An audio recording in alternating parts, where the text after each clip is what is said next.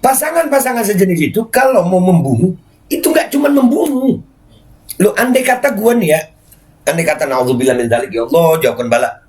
Andai kata gue pengen matiin orang, gampang kalau gue punya duit, bayar orang bisa. Apalagi gue nggak cuma punya duit, gue punya pasukan, gue punya preman, gue punya macam-macam yang bisa membuat gue berbuat itu. Apakah ini ada kemungkinan terjadi? Ada. Ya, tapi ini belum pasti benar. Tapi kecurigaan itu ada. Kenapa? Dilakukan secara keji. Keji. Bismillahirrahmanirrahim, guys. Masih ingat kan Babe Roland nih? Ya. Nih, gue mau ngajarin. Kalau kalian udah pesen ini buat nemenin minum kopi enak nih. Nah, gue kalau ngonten biasa begini nih. Nah, ini gue ambil yang pisang keju nih ya. Nah. Itu ya guys. Dibelah jadi dua, terus celup di kopi. Bismillahirrahmanirrahim.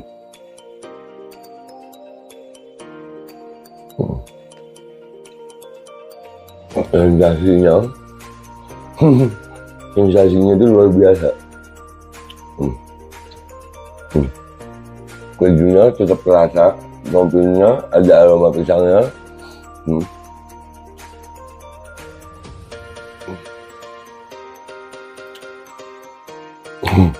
Buruan pesan Babe Roland, nomor WA-nya ada ya, dijamin halal, enak, berkah insya Allah hasilnya untuk perjuangan. Langsung hubungi dah ya, itu gitu aja gitu.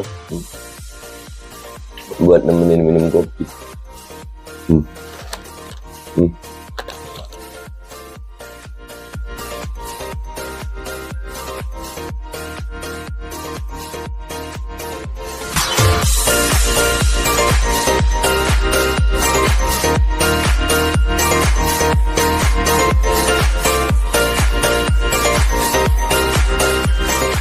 Dan semoga Allah subhanahu wa ta'ala menghancurkan sehancur-hancurnya para pelaku pembantaian 6 syuhada pengawal kami dan yang memerintahkannya, serta para aktor intelektualnya juga yang merestuinya, dan semua yang terlibat dalam pembantaian sadis dan brutal tersebut secara langsung maupun tidak langsung. Allahumma dammirhum tadmira waqtulhum badada wala tughadir minhum ahada ya qawi ya matin ya muntaqim, amin ya rabbal alamin. Allahu Akbar. Allahu Akbar. Assalamualaikum warahmatullahi wabarakatuh. Welcome back, selamat datang lagi di channel Babe Aldo bersama gua Babe Aldo, YouTuber receh yang tetap santuy, tetap bakal sehat, dan jangan lupa ngopi. Bismillahirrahmanirrahim. Alhamdulillahirabbil alamin, wassalatu wassalamu ala sayyidil mursalin sayyidina Muhammadin wa ala alihi washabihi ajmain. Rabbi shrah li sadri wa yassir li amri wahlul 'uqdatam min lisani yafqahu qawli bi jahi nabi wa ali. Salam revolusi akhlak, semangat revolusi akhlak. Semoga akhlak kita jadi lebih baik hari ini dibanding kemarin. Panjang umur perjuangan merdeka, Allahu Akbar. Salam sejahtera bagi seluruh rakyat Indonesia dimanapun kalian berada.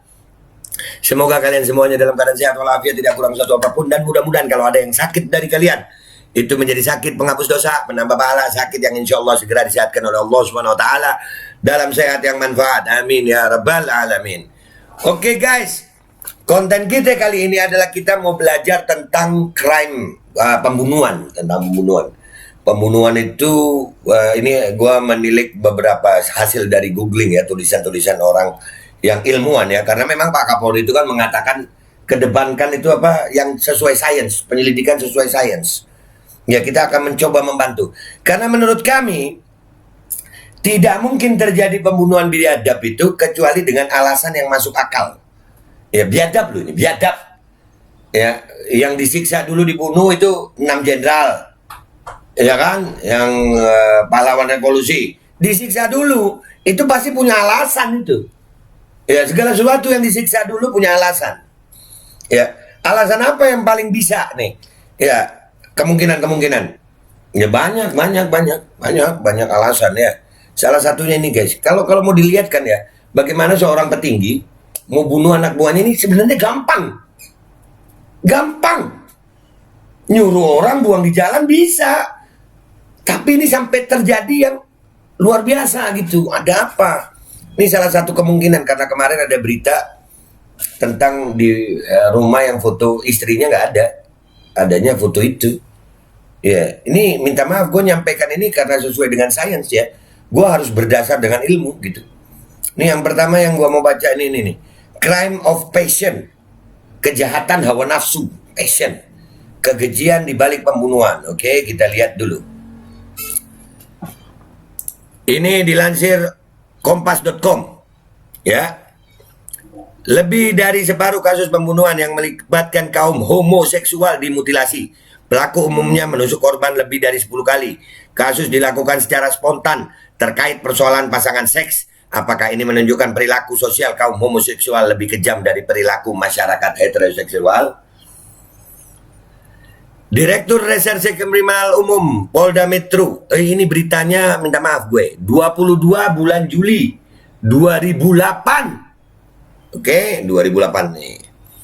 Direktur Reserse Kriminal Umum Polda Metro, Komisaris Besar Carlo Brixtewu, Rabu 16 Juli malam mengatakan lebih dari separuh kasus pembunuhan yang melibatkan homoseksual berakhir dengan mutilasi. Kasus umumnya dilakukan secara spontan terkait dengan persoalan pasangan seks.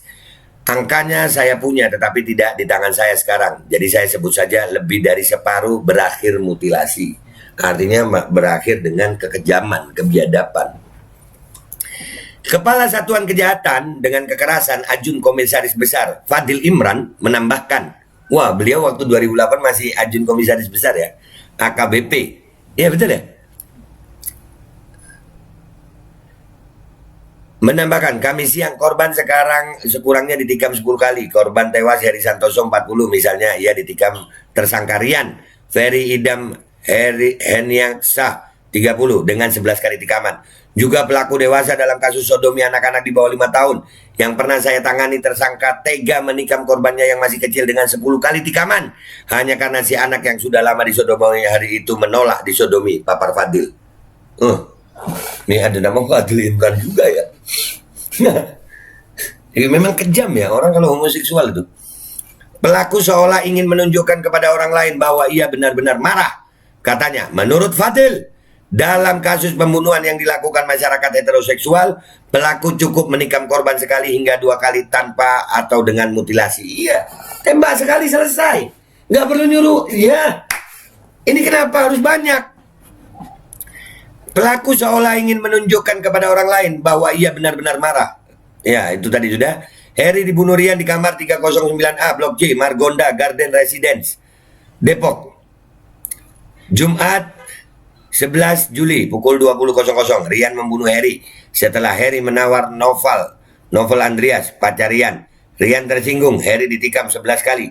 Mayatnya dipotong 7 bagian, disimpan dalam travel bag, koper dan sebuah tas plastik, lalu dibuang di kedua lokasi di tepi jalan Kebagusan Raya Pasar Minggu, Jakarta Selatan, Sabtu subuh. Profesor Dr. Marjono Reksodipuro, mantan Dekan Fakultas Hukum Universitas Indonesia yang dihubungi Kamis mengatakan identifikasi kasus dan pelaku yang disampaikan Carlo dan Fadil belum menunjukkan kaum homoseksual lebih kejam dari masyarakat yang heteroseksual. Terkesan menjadi kejam karena umumnya kalangan homoseks meledak dalam basis of crime of passion dengan latar belakang yang sama soal pasangan seks. Jadi kalau udah soal pasangan, waduh, kejam ini umum. Padahal kekejian itu hanya sebatas menyangkut persoalan pasangan seks, kila Marjono. Menurut dia, crime of passion adalah ledakan kemarahan yang membabi buta karena merasa terhina dan cemburu yang membuat pelaku membunuh dan menganiaya berat. Biasanya berlangsung secara spontan, tidak terorganisir dan terencana. Oleh karena itu, para pelaku umumnya terjerat pasal 338 atau 339 KUHP, kata kriminolog UI, Profesor Dr. Adrianus Meliala yang dihubungi terpisah. Nah,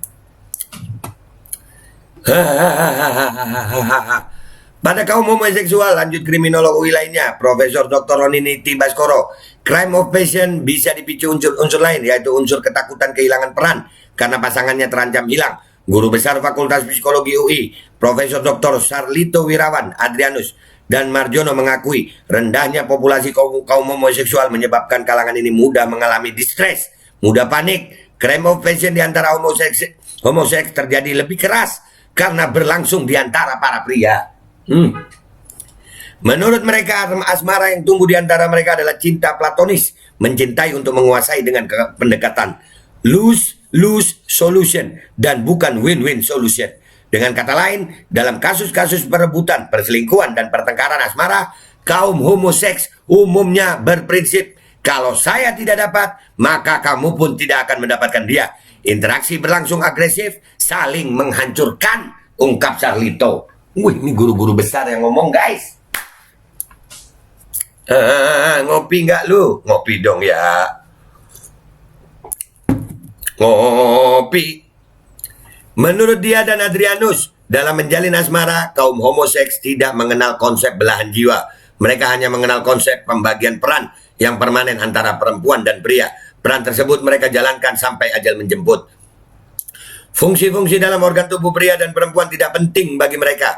Yang mereka utamakan pembagian peran pria dan perempuan. Itu bedanya homoseks dengan waria.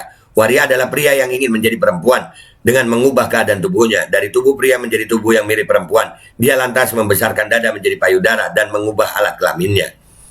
Sepengamatan Fadil, di kalangan kaum homoseksual peran itu cukup ditandai dengan ada tidaknya bulu-bulu di sekitar genital mereka. Yang berperan perempuan mencukur habis bulu-bulu mereka, sedangkan yang berperan pria tidak. Saya melihat itu pada jenazah mereka. Yang berperan perempuan melakukan oral, sedangkan yang berperan pria melakukan sodomi, ungkapnya. Fadil sependapat dengan Sarlito dan Adrianus, pembagian peran itu bersifat permanen. Pembagian peran ini, kata Adrianus dan Sarlito, menentukan eksistensi setiap homoseks. Jika salah seorang dari pasangan homoseks hilang, lari, selingkuh, kembali menjadi pria sesuai fungsi tubuhnya atau meninggal, maka homoseks lainnya mengalami krisis peran, krisis eksistensi. Itu yang membuat tersangka Rian memutilasi Heri. Rian tidak ragu menghabisi Heri karena Rian merasa perannya sebagai perempuan terancam oleh ucapan Heri. Wow, iya jadi kan buat ngopi. Waduh. Sarlito mengatakan, sebagian kelompok minoritas yang terus merasa terancam kaum homoseks bisa cepat mengatasi berbagai persoalan eksternal mereka karena ada perasaan senasib yang harus mereka tanggung bersama. Oleh karena itu, jarang muncul kejahatan yang melibatkan homoseks karena motif ekonomi atau motif eksternal lainnya. Tapi begitu menyangkut persoalan internal seperti persoalan peran tadi, mereka akan bersikap lose-lose, tutur Adrianus. Wah, kalau udah masalah peran, ya kan mau nikah, lu jangan nikah. Waduh, habis, nggak pakai rencana, ada tahu.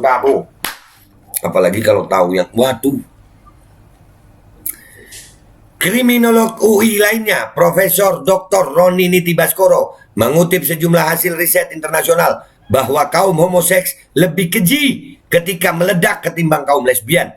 Bukan hanya karena yang satu pria dan yang lain perempuan, tetapi juga karena pasangan homoseks lebih terbuka, lebih loyal dan setia, serta berbasis pada kasih sayang pasangan ketimbang kebutuhan seksual mereka. Bisa dimaklumi bila kemarahan mereka menjadi seperti amuk bila dikhianati pasangannya atau pasangannya direndahkan, ditinggal kawin dengan normal. Waduh. Kaum lesbian umumnya, lanjut Roni, berbanding sebaliknya, mereka lebih sebagai pasangan yang tertutup, lebih mengutamakan kepuasan seksual ketimbang kesetiaan, lebih mudah kembali menjadi perempuan sesuai organ tubuhnya, atau kembali lagi menjadi lesbian ketika menemukan pasangan yang cocok. Karena sifat komunitasnya itu, kaum lesbian lebih mudah menjadi biseks ketimbang kaum homoseks. Kaum homoseks yang menikah lain jenis, ia menikah hanya sebagai kedok saja. Dia tetap homoseks dan bukan biseks, tegas Roni. Kedok saja menikah itu. Ini yang ngomong profesor. Yang ngomong profesor. Ya. Ini gue kumpulin ini berita-berita nih. Oke? Tentang bagaimana kekejian kaum homoseks. Oke? Yang kedua nih. Psikolog. Gay lebih posesif. Ya. Gay lebih posesif dibanding heteroseksual. Kita baca lagi. Gay. Dibacanya gue sama jijik naudzubillah min dzalik deh ya. Ini Kamis 17 Juli 2008. Lama ini. Rian tega menghabisi Heri Susanto dengan kejiannya karena cemburu. Dibandingkan pasangan heteroseksual, kaum gay memang lebih posesif. Menurut psikologis klinis dan terapis Liza Marieli Japri, jika sudah menyangkut pasangannya, kaum gay akan gelap mata dan tak segan-segan melakukan tindakan keji. Mereka lebih posesif dari pasangan heteroseksual, ujar Liza saat dihubungi Detikcom Kamis 17 Juli 2008. Liza menjelaskan, posesif ini didorong karena pasangan gay dan lesbi cenderung lebih sulit menemukan pasangan mereka daripada pasangan heteroseksual. Jadi ketika sudah menemukan pasangan, biasanya mereka memiliki rasa memiliki yang tinggi. Namun ada yang posesif biasa, ada juga yang posesif impulsif. Yang impulsif ini yang berbahaya, ujar psikolog yang berpraktek di salah satu klinik kesehatan jiwa di Dharma Wangsa ini.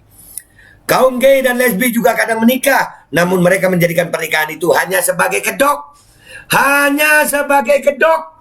Hanya sebagai kedok. Gua ulang 3 kali.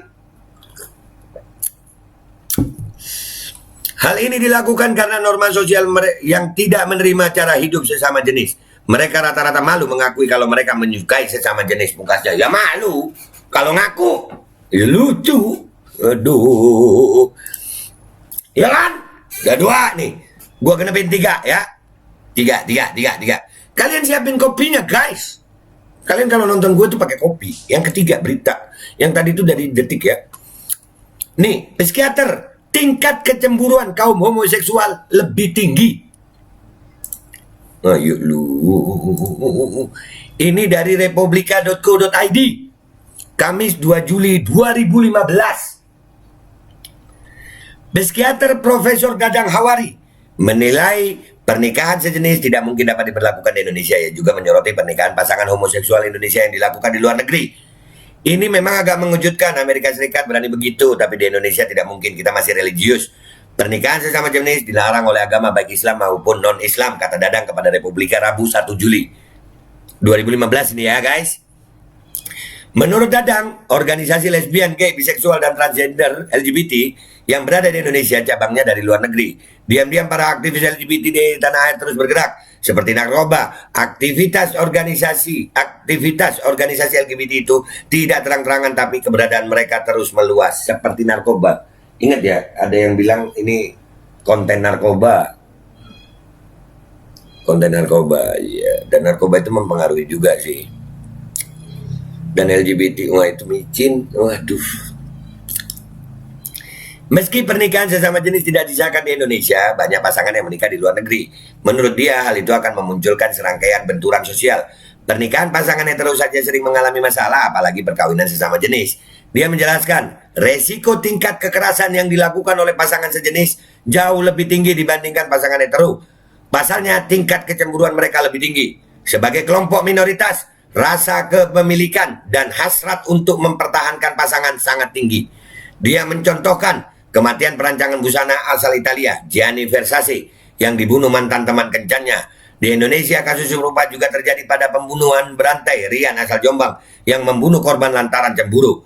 Semestinya otoritas di luar negeri tidak boleh menikahkan warga asing yang ingin menikah sesama jenis jika negara asal pasangan itu melarang, kata Dadang. Dia menyatakan selama ini yang terjadi, mereka dibiarkan hidup bersama dan baru dikenai hukuman saat melakukan tindak pidana.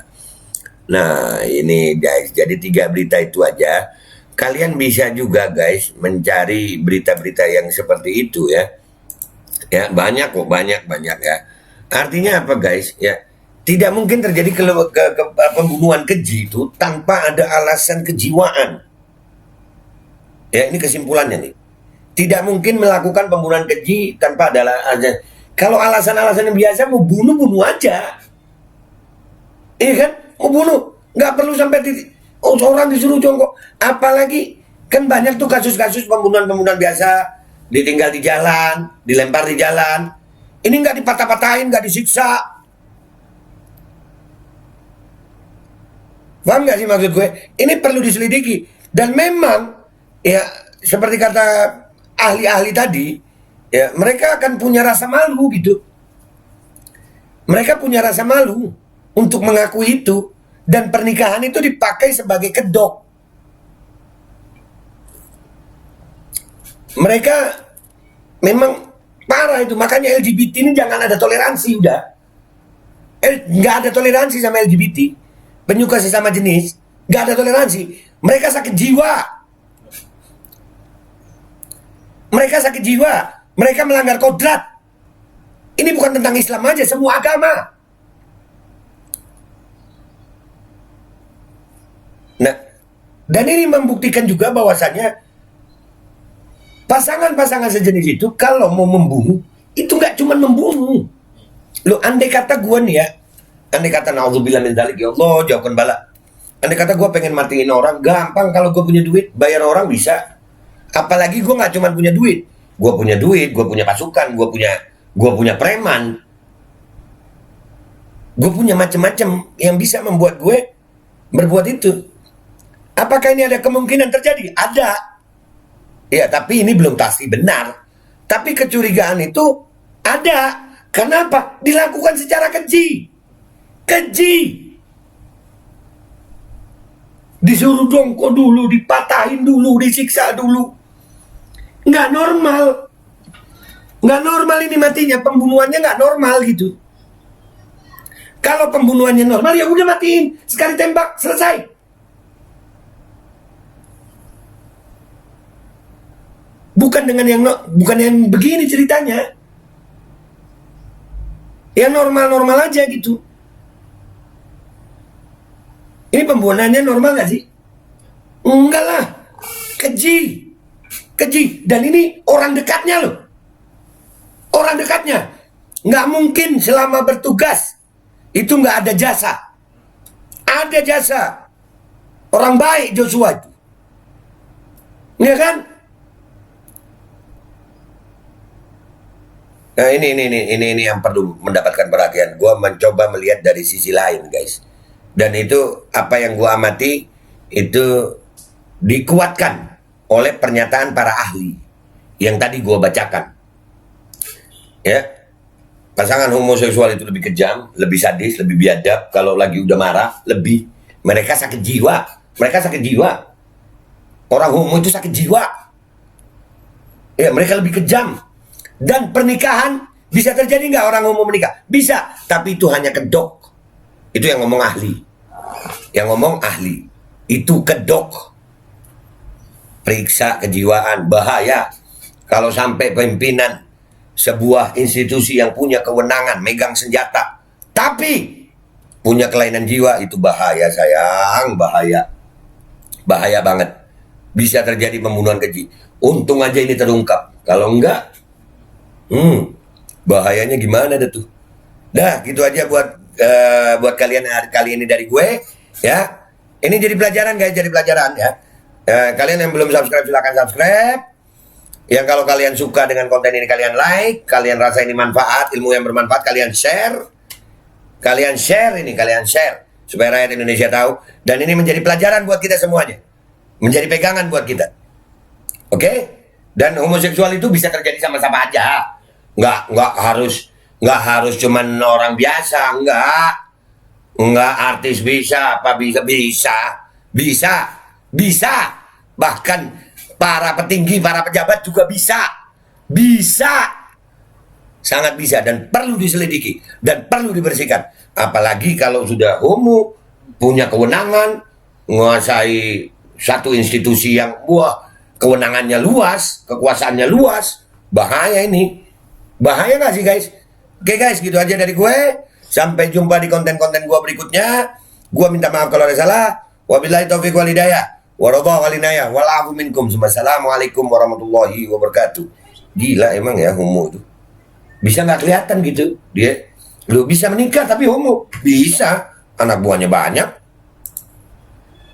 Dan semoga Allah subhanahu wa ta'ala menghancurkan sehancur-hancurnya para pelaku pembantaian 6 syuhada pengawal kami dan yang memerintahkannya, serta para aktor intelektualnya juga yang merestuinya, dan semua yang terlibat dalam pembantaian sadis dan brutal tersebut secara langsung maupun tidak langsung. Allahumma dammirhum tadmira waqtulhum badada wala tughadir minhum ahada ya qawi ya matin ya muntaqim. Amin ya rabbal. Assalamualaikum warahmatullahi wabarakatuh. Ini nggak usah lama-lama buat seluruh rakyat Indonesia. Alhamdulillah Majelis Penderitaan Rakyat dengan kekuatan yang ada sekarang sudah sampai di sidang PT UN, dan kita masih banyak yang akan kita gugat lagi tentang masalah mandatori vaksin. Jujur aja kami kesulitan untuk dana untuk operasional. Ya, dengan segala kerendahan hati kami mengajak semua rakyat Indonesia yang mau. sekali lagi yang mau, nggak ada paksaan untuk yang tidak mau. Nih ada meme-nya atau flyernya atau apa namanya, lu catet deh, ayo sama-sama kita berjuang untuk stop mandatory vaksin. Dah gitu aja, gua tunggu partisipasi kalian semuanya. Gua nggak mau meminta pada lembaga tertentu, gua nggak mau minta pada partai tertentu, karena ini perjuangan untuk rakyat Indonesia. Gua nggak berafiliasi dengan kelompok tertentu, gua nggak berafiliasi dengan partai tertentu, karena gua rakyat Indonesia yang untuk rakyat Indonesia. Kapan lagi kita berjuang dari rakyat untuk rakyat demi rakyat? Merdeka, Allahu Akbar.